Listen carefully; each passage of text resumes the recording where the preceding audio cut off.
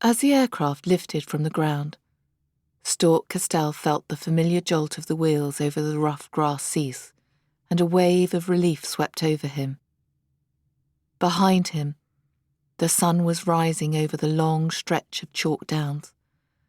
Glancing out over the edge of the cockpit, he saw the shadow of his plane separate and stretch away. In moments, he was climbing high over Farracombe and able to turn his gaze southwards across the chase, all the way to the Purbeck Hills and beyond to the sea. Despite his scarf, he felt the chill wind find and envelop his body beneath his jacket, as though he were ducking under the waves at the start of a dip in the sea. He shivered, but after the hot, sticky night and the exertion of pushing the plane clear of its hangar, the cold was deliciously fresh and invigorating. Breathing in deeply, he smelt the sweet morning freshness crisp in his nostrils, but also the musty mixture of oil, wood and leather that was unique to the DH-4's cockpit. The Rolls-Royce Eagle growled gutturally with the strain of the climb, but at 300 feet above the ridge, he eased back the throttle, set the trim to adjust the pitch of the propeller, and banked away to the south in a wide arc until he could see the spire of Salisbury Cathedral some 10 miles to the east.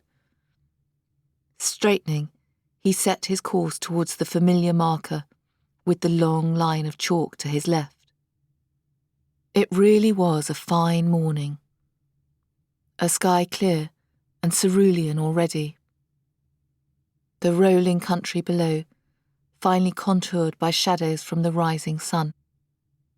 Not for the first time in his life, Stork thanked God both that he had never lost his love of flying, and that he'd had the foresight to buy his DH-4 once the war was over.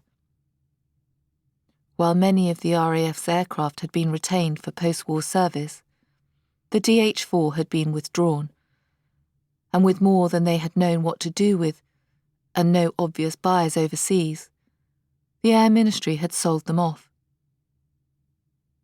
Stork had bought his complete with a spare Eagle engine and a box of spares, and renamed it Dorothy. It seemed like a good way of putting a bit of distance between it and its original martial function.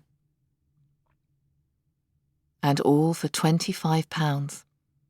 A lot of money back in 1919, which he'd been able neither to afford nor justify. Yet, he had not once regretted his rash purchase. Of course, having the farm made all the difference. His family had land and farm buildings, and that meant somewhere to store the machine and the space to operate it. He felt the occasional pang of guilt that he'd seen out that last summer of the war at Larkhill, but then would remind himself he had spent much of the previous 3 years flying over the front lines, 3 years of being shot at, of witnessing friends and fellows burning alive, being riddled to pieces and colliding. He'd flown over the hellish gash of no man's land, tangled in heart-stopping fights across the sky, had been forced to kill his fellow man and taken part in much of the heaviest air fighting of the entire war. Somehow, he had suffered barely a scratch. It had always seemed a miracle that this should have been so. Yet by May 1918, just as his darling Tess had been born, he had realised his tank of courage had been spent, and that, if he was kept at the front any longer, he might well break entirely. And then, as he had wondered how he could solve this predicament without killing himself, he had been posted. Perhaps it had been the new medical officer, or just pure and simple luck. At any rate, he'd been sent home and given a job instructing at Larkhill, only 15 miles or so from Alvesdon.